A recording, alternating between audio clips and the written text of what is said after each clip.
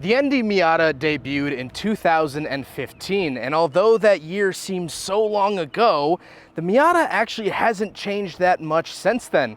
It's gained a backup camera, it's gained about 25 to 30 horsepower, but that seems to be it. And so today I wanted to borrow this car from Toyota to avoid any biases and answer the question, is the ND Miata outdated? Let's find out.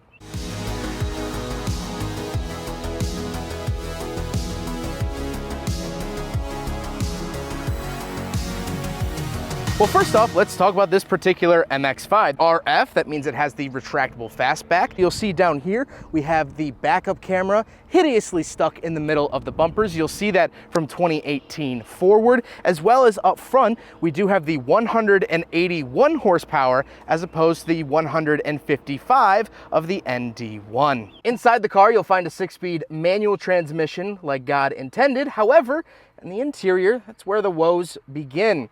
The infotainment system is kind of dated. It uses this Mazda Redbubble system that is no longer put in any vehicle besides the Mazda Miata. It is still a touchscreen, however, Mazda has since moved away from touchscreens in their vehicles, but like I said, the Miata still retains that from way back in 2015. Similarly, it still has analog gauges. Now there is a screen off to the left, however, it's very small and doesn't give you much info. So if you're keeping points at home, the technology is outdated. However, I don't believe the mechanics are. The 6-speed manual transmission still feels fantastic. It has a very notchy throw, the clutch is very responsive, and genuinely feels hydraulic, where a lot of modern vehicles feel simulated. They feel electronic and feel very numb. The Miata has great, fantastic shifter feel. And the same goes for the engine. Although 181 horsepower is not the cream of the crop, in terms of power to weight ratio, it's still within a reasonable factor from the new 2022 Subaru BRZ. This makes about 12.8 horsepower per pound, while the BRZ makes about 12.3. But what about the styling? The exterior, is that outdated? Well, in my own personal opinion, no. Mazda has been adding colors almost every single year since the ND came out, and I still think it looks relatively handsome. Now, that is going to be subjective, of course, and the one thing I will say is that I've seen and driven so many different Miatas that I am starting to get, well, very used to it, and I haven't even owned one of these yet. However, I think it still fits in with the rest of Mazda's lineup. I think it's still competitively styled, again, against its competitor, the BRZ. So I'm gonna put that in the not outdated category. But let's get in the ND Miata and go for a drive.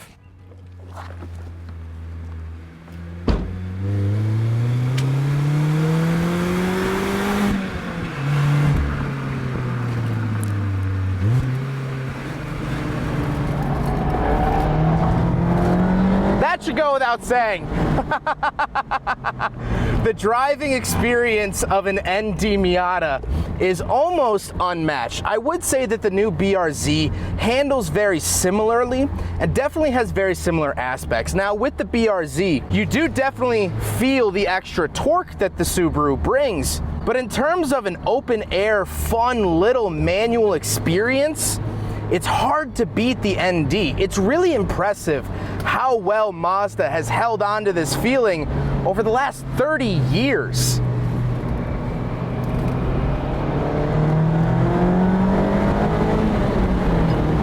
Oh, the shifting is right there. The shifter feels great for a modern vehicle. Is it going to feel exactly like its 90s counterpart? Not quite, but no modern vehicle really does. The 181 horsepower of the ND2 definitely is a very nice power bump over the ND1s. However, it's still a Miata and you can put your foot into it, not a whole ton happens.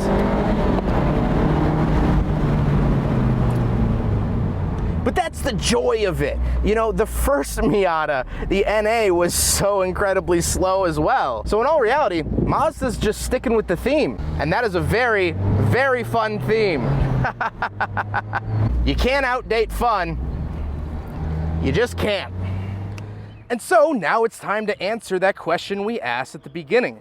Is the ND Miata outdated? Well, one might understand the answer by asking other questions.